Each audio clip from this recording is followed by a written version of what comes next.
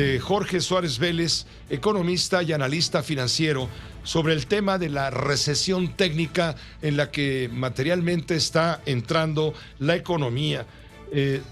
Esto se da por 2 trimestres consecutivos en contracción, es decir, no ha habido superávits, ganancia, y analistas económicos están advirtiendo que estos niveles no se veían desde el sexenio de Miguel de la Madrid, del expresidente Miguel de la Madrid en los años 80. Jorge Suárez Vélez, de entrada, muchas gracias, un saludo muy cordial. Queremos escuchar tu punto de vista. ¿Estamos o no en una recesión en este momento, una recesión al menos técnica? ¿Cómo la ves, Jorge? Muy buenas tardes. Hola, Pepe, buenas tardes. Bueno, sin duda estamos en una recesión técnica, por lo que dices, a pesar de que la caída del trimestre pasado fue pequeña, de 0.1%, pues técnicamente cuando ligas 2 trimestres consecutivos de caída, eso es a lo que se le denomina una recesión técnica.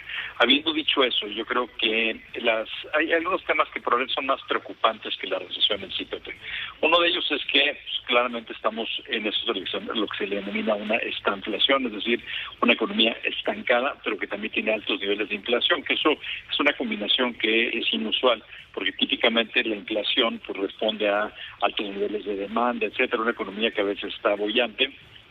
Aquí tenemos una inflación de 7.4% el año pasado, la más alta en 20 años, a pesar de que tuviste un desempeño económico relativamente bajo. Particularmente si consideramos, Pepe, que Estados Unidos, que es pues el país con el que más estamos ligados, creció 5.7% el año pasado.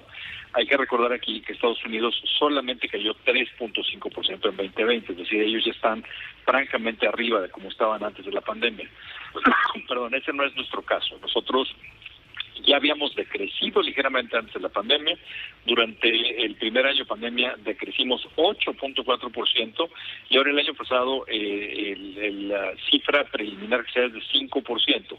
Pero casi te apostaría, Pepe, que se va a reducir un poco, yo creo que va a acabar quedando por ahí de 4.8%. Lo que es todavía más alarmante es que en el caso de Estados Unidos hay expectativas de crecimiento probablemente de 2.8% para 2022. Ya las expectativas de México, por ejemplo, de entidades como Bank of America, están esperando un crecimiento de 1.5% nada más para México. Es decir, aún a fines de este año, México va a estar bien abajo de como estaba al principio del sexenio.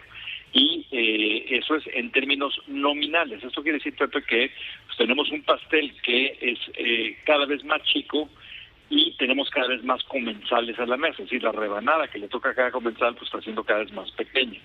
Y lo último que te diría alarmante, Pepe, es que si vemos cómo le fue a otras economías latinoamericanas en el cuarto trimestre, pues el caso de Chile, de Perú, de Colombia, pues les fue bastante bien, o sea, ya tuvieron un rebote importante y México tuvo este crecimiento, lo que quiere decir que hay algunos elementos de la economía de México que son exclusivos nuestros, digamos, que están pegándole fuerte al crecimiento y creo que pues queda bastante claro cuáles son esos elementos.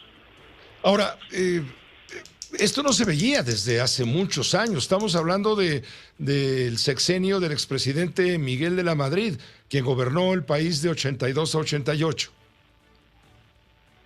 Exactamente, una estanflación así no se veía desde los años 80 y pues es preocupante, Pepe, porque claramente lo que estamos viendo es que va a ser difícil que México recupere los niveles de crecimiento que necesita en un entorno donde hay mucha incertidumbre para la inversión privada y donde lo que se espera el año que entra es que veremos probablemente el consumo también debilitándose y probablemente las exportaciones también.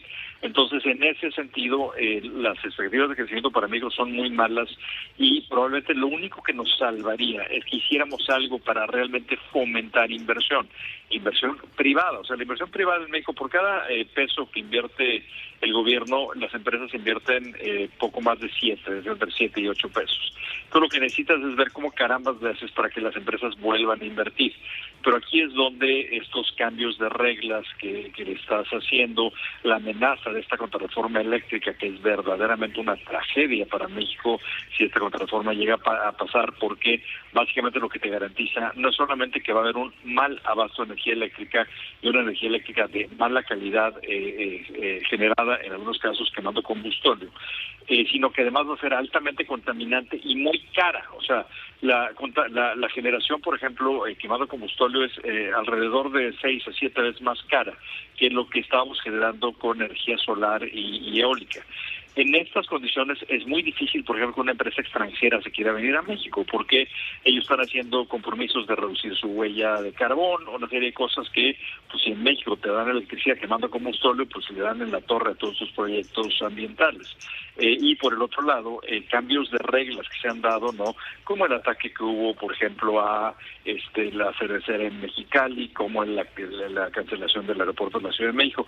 Son una serie de cosas que son poco racionales, hacen que los inversionistas estén optando por otros destinos de inversión, a pesar de que en este entorno lo ideal para las empresas de Estados Unidos sería invertir en México, porque están teniendo enormes problemas para transportar mercancía, por ejemplo, desde China.